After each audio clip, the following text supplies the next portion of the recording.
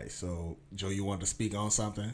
Because I Um, think I probably been talking too much. no, that's cool, man. Well, But Joe said he no, never you got bullied. good. That's why it's just me and you I, talking I because didn't we was really the get boss. bullied, but not man. Look, I like I said, I did get tried, bro. So you know what I'm saying. I don't like people that tell the story that on the other side of it, that don't have a problem with bullying. I listen to some people that I know haven't had a problem with bullying, and some people that do, and they kind of tell a story like they just had they ate a Mario star when they were born and they were just invincible the whole time.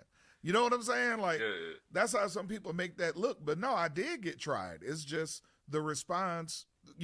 I met that challenge with was unexpected.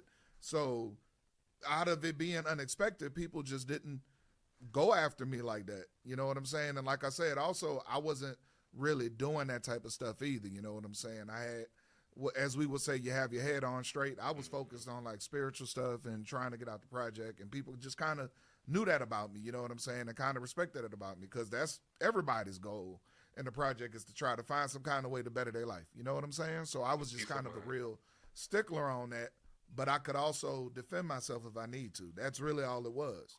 Now, as far as my son goes, or both of my kids, they don't really have bully issues either, but I instill in them identity. If you know what you are, you know what you are not. You know what I'm saying?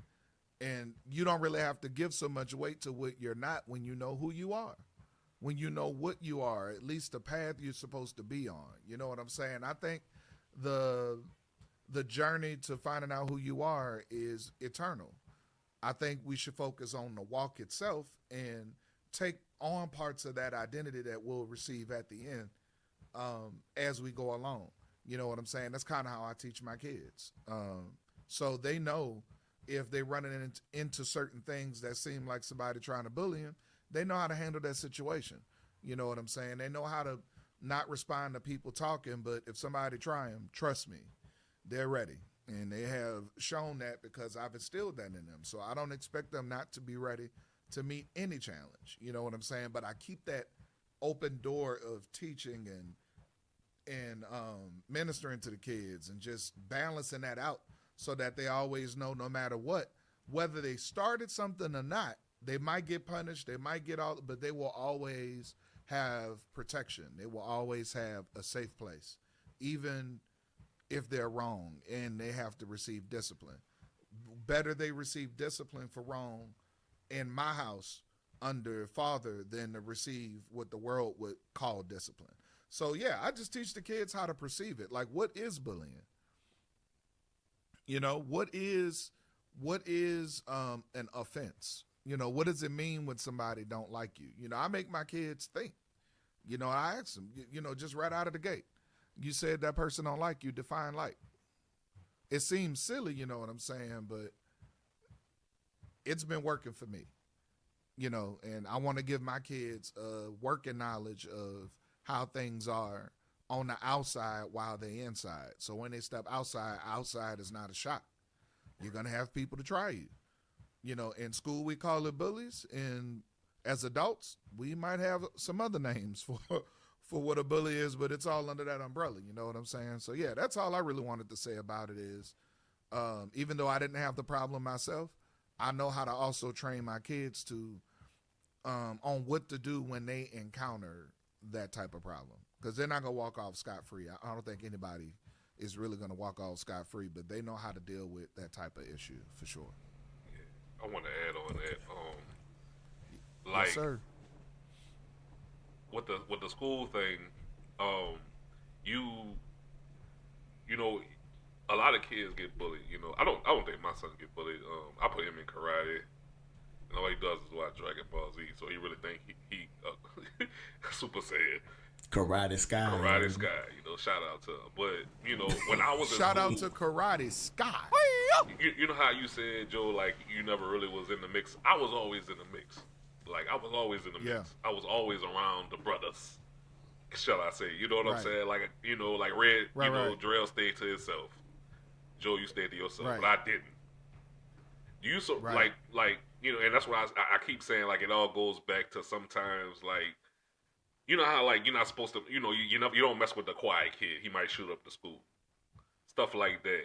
Right. How do you feel like y'all feel like they have some kids who bring it upon themselves?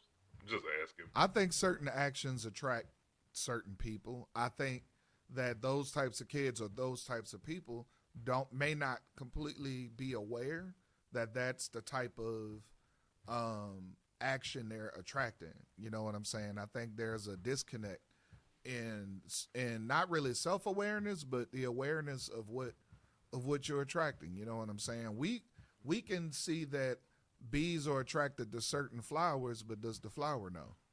Right. You know what I'm saying? That kind of scenario. You know, we can see it, but if you don't know, sometimes we respond, a lot of times, we respond out of the lack of knowledge. Or like the Bible says, my people suffer for the lack of knowledge. We just simply, a lot of stuff we just really don't know. You know what I'm saying? Yeah. So, and then once you come into the knowledge of it, then what do? Do you change your identity? You know what I'm saying? Do you fight against that? You know what I'm saying? And I think making that decision is what shapes us into the types of adults we will be the earlier on we make those types of decisions. You know, what to do when something is attacking who I am. Is the attack the problem, or do I really need to change? You know, is the attack the issue, or am I really a little mean?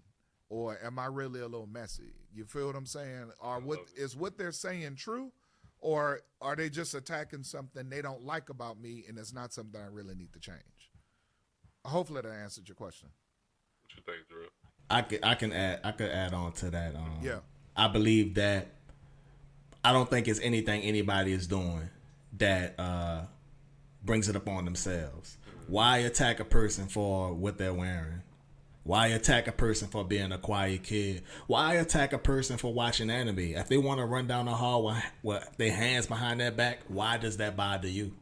You know what I'm saying? It does nothing to affect you whatsoever. You just see this person and you be like, oh, that's easy pickings right there. They're by themselves. They don't have no backup. You know, and things like that. But why? And this is mostly for the person that did the bullying. Why what they're doing bother you? And it could be because they don't have the freedom to do it themselves. Maybe they want to be that way. You know what I'm saying? Maybe they want to watch anime and be comfortable with that, but they know other people probably mess with them. You know what I'm saying? Because me personally, I feel like I probably should have hung out with those people who were watching anime. That's all I watch right now. That's all I watched back in the day. You know what I'm saying? I just didn't let people know that. Why? You know what I'm saying? And why though? I probably should have hung out with the nerdy crew. You know what I'm saying? Because they stayed out of trouble for the most part, especially in high school. People stayed away from them, avoided them like the plague. Because a lot of people didn't think it was cool. So they'll look at you like you weird. You know what I'm saying? So I kept it to myself. You know what I'm saying? This is what I'm into. I listen to rock and roll. I don't listen to rap and hip hop and R&B. I listen to everything. Country. I probably got some country playing right now. You know what I mean? I listen to all of that. You know what I'm saying? I be in my own world, and that type of stuff bothers. Especially our community, bruh. You know what I mean? They see us listening to. I see somebody listening to rock and roll, maybe talk a little proper, or you trying to be white. You know what I'm saying? Just stuff like that. If I'm trying to be white, why does it bother you? If you feel like that, even though it's not really trying to be white, like black people don't do rock and roll. You know what I'm saying? But why does it bother you? You know what I'm saying? Run it. It bothers people when you're doing what you're doing and not bothering anybody and just living your identity how you're living, because we are unfamiliar with peace. How dare you have peace? Love what the hell is wrong bothering with you? people. Right. We are unfamiliar with peace. That's why, you know, for people who have had the bullying issue, have the bully issue, number one, it's because they come from an environment or operating in an environment that is unfamiliar with peace. Also being led by people in the village that are not familiar with peace. how many rap songs we know, how many people we know that we won't name, how many family members we know that are in that mix and in that world that don't have any peace. Nothing about that type of world speaks anything about peace. Anybody that's in the hood slanging and doing all that stuff, their version of peace is being away from that environment and working in that environment so they can get out of that environment. But that doesn't mean that they know what peace is currently. And that's the trap of that type of mix. You know what I'm saying? Is the unfamiliarity with peace. So Drell, no, you couldn't be in the culture we were from and just be Drell like you was Drell. Not bothering nobody, listening to your little country, you know what I'm saying? Your rock, you know what I'm saying? Your alternative, whatever it is that, made your boat float. You know what I'm saying? Even though you were not bothering absolutely anybody, you know what I'm saying? With being yourself, you understood in your own way what peace was for Drell. And when people see peace, they don't understand what to do with peace. That's why you got bothered like that. Yep. I got a story, dog. Like, people are not familiar with it. I have the perfect story for this, for you, Drell. All right, so they got this dude I grew up with. We gonna call him Lloyd. His name is Lloyd. I don't want to say his real name. Me and Lloyd went to school together from second grade all the way to high school. Me and Lloyd was always two of the smartest black kids in the class. So me and Lloyd was always in gifted classes. We was always they call it talent pool, like when we went to school. And they take all the smartest kids, put them in one class for like a couple hours. So we'd be in that class, doing our stuff. I was always, mind you, we were always the only black kids. Played baseball. Was always the only black kids. Me and this boy been together our whole lives. The only difference is I was always cool, Fresh Prince. I was always, knew the lingo, knew the slang, knew all that. Was always down with the brothers.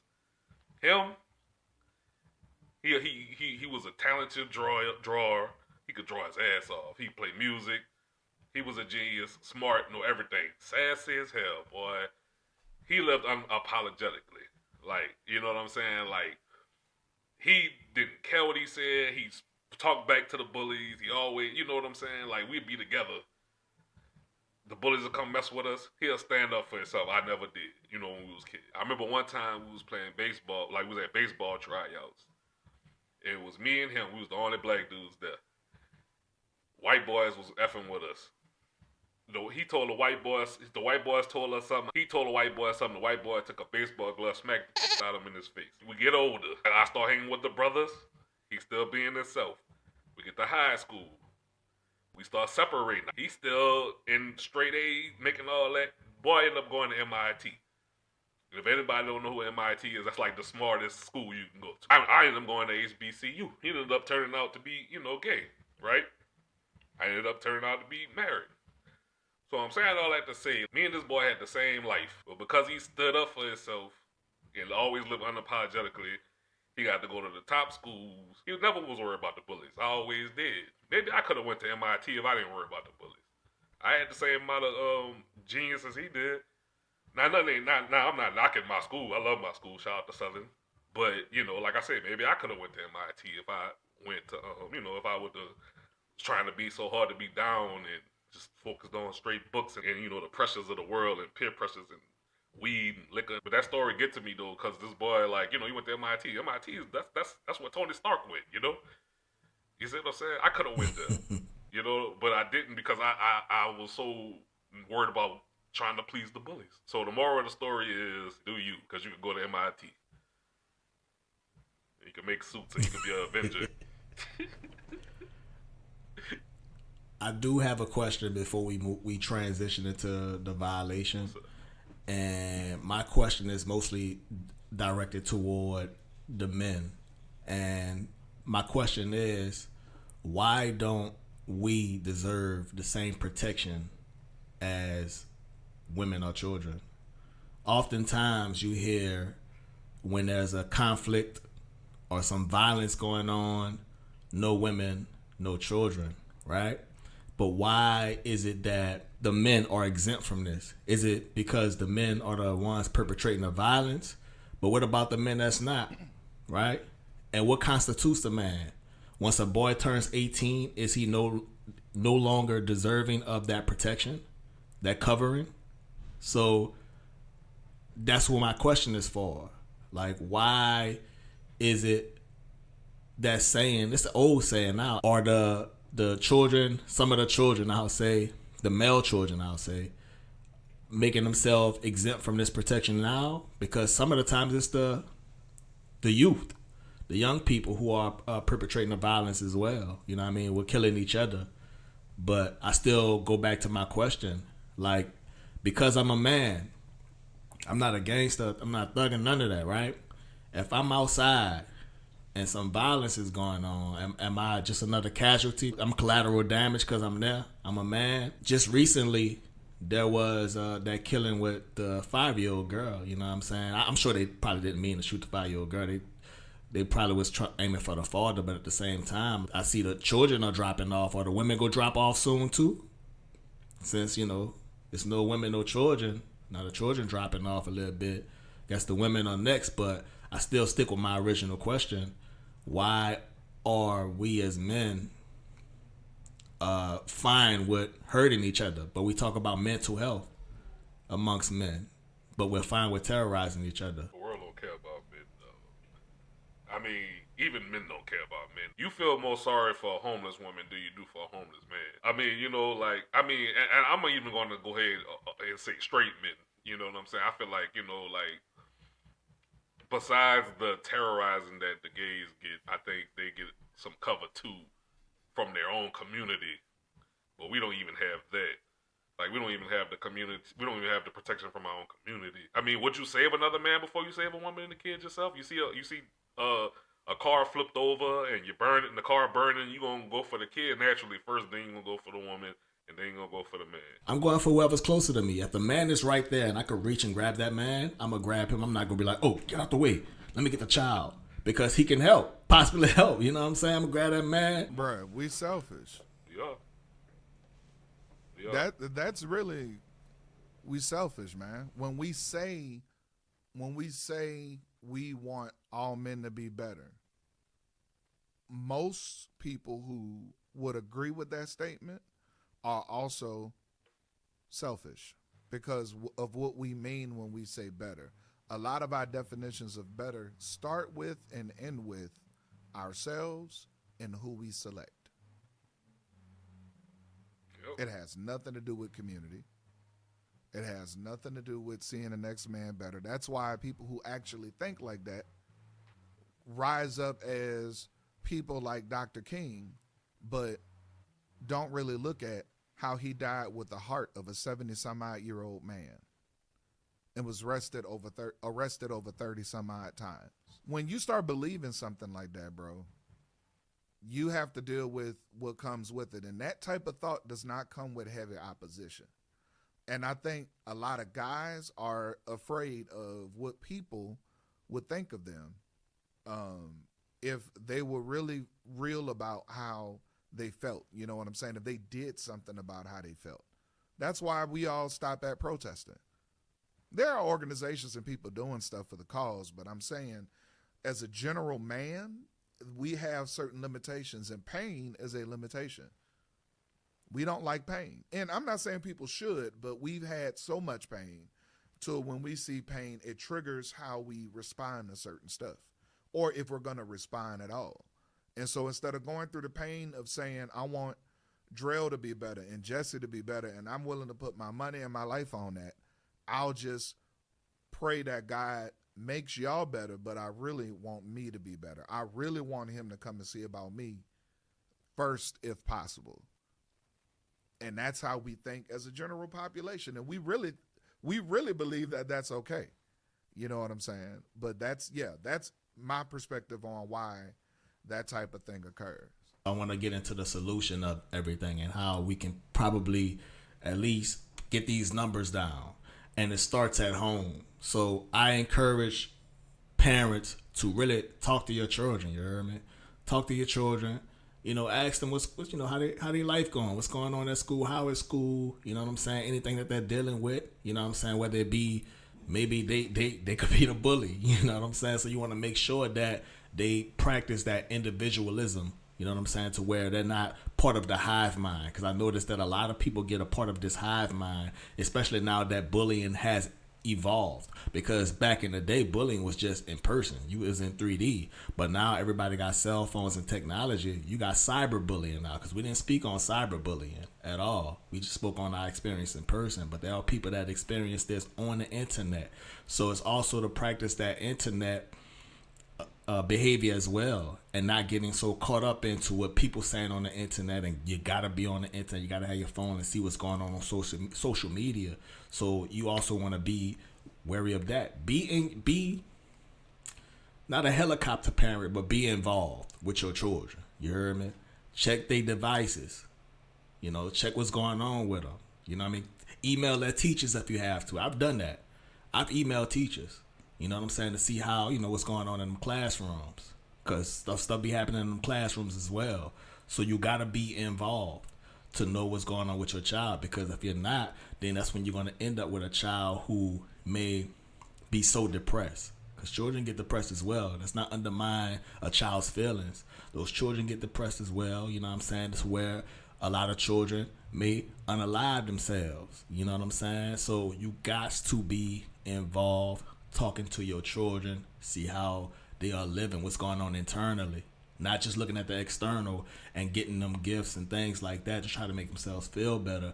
See what's going on internally and try to get all of this resolved. Especially vet their friends.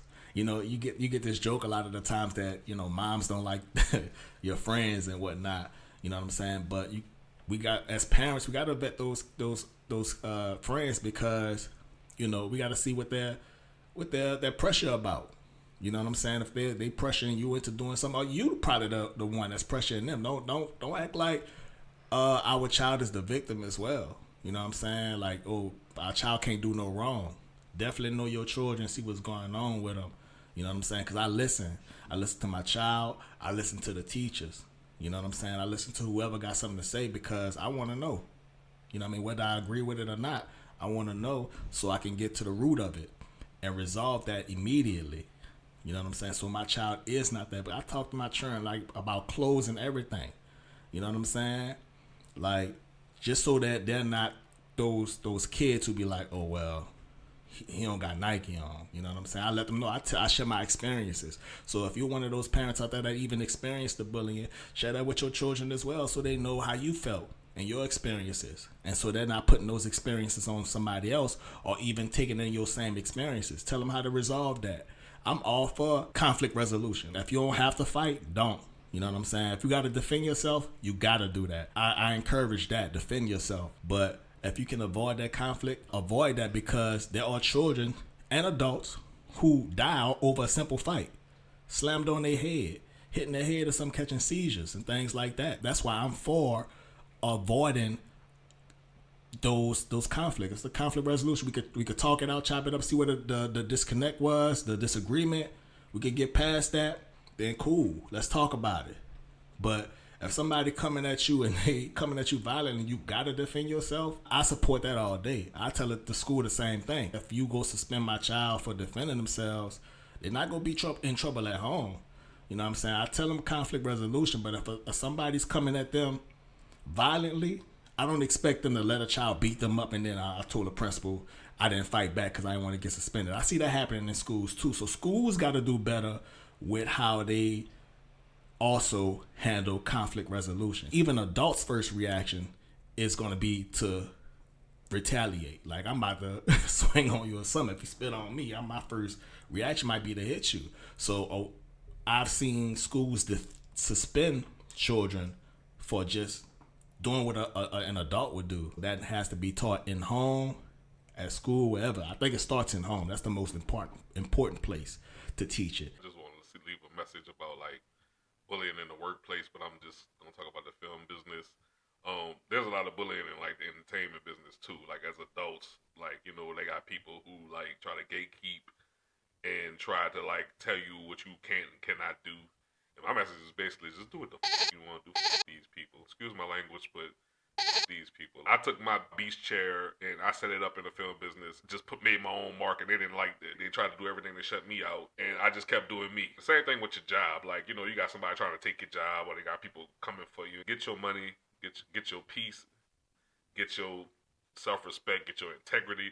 Get all that. My solution for bullying is to be aware of yourself, to understand what your limitations are, to know that you may not be able to win every fight, but you can strategize what type of victory you would want to have.